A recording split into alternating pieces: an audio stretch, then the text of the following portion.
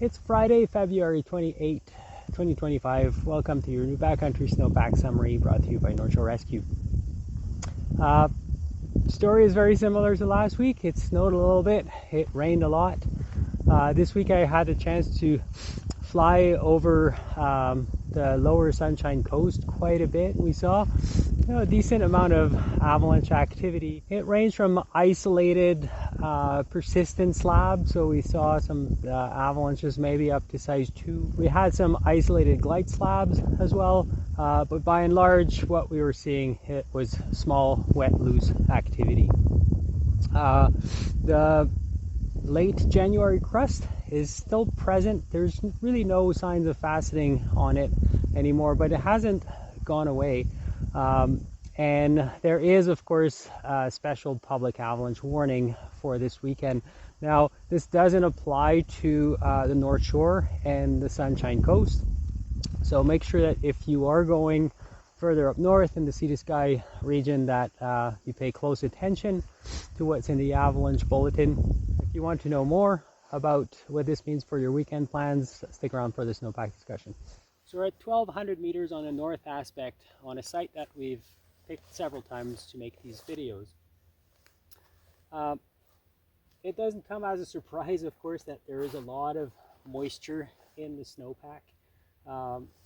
You know, in the last video, last Friday, we did get some snow, about maybe 15 centimeters.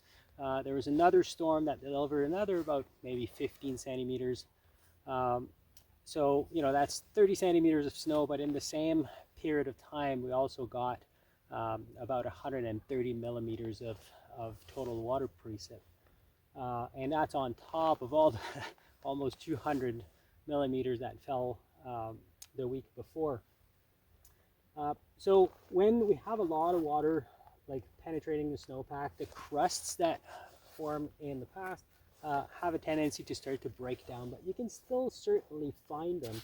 And the one crust that we've been following or a little bit more concerned about, and certainly brings more concern further north in the Whistler-Pemberton area, is that December 30th crust down here.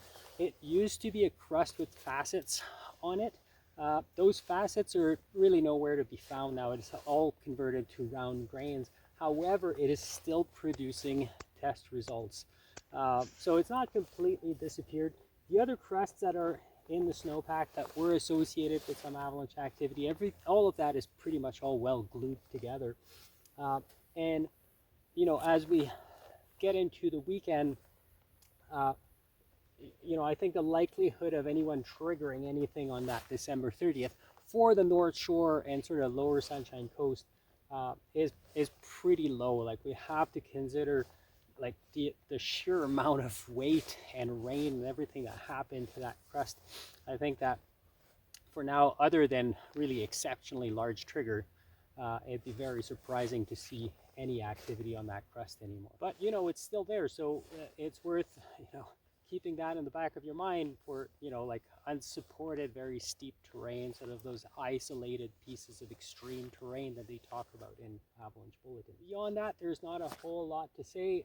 This is starting to look a lot more like a spring snowpack rather than the summer snowpack. There is certainly no more dry snow, no more facets, no big layer of concerns, you know, keeping in mind that we still have that January 30th that it still presents some weakness. If you're leaving the region to go find some better snow up north in the Whistler, Duffy Lake Road area, be especially careful.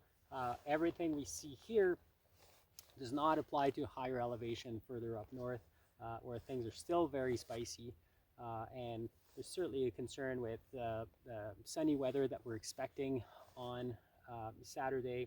Lots of people going out, so be very cautious up there. For the North Shore, we're expecting low avalanche hazard, and again, remember that low doesn't mean no. And that's all I got for this week. Stay safe out there, and we'll see you next week.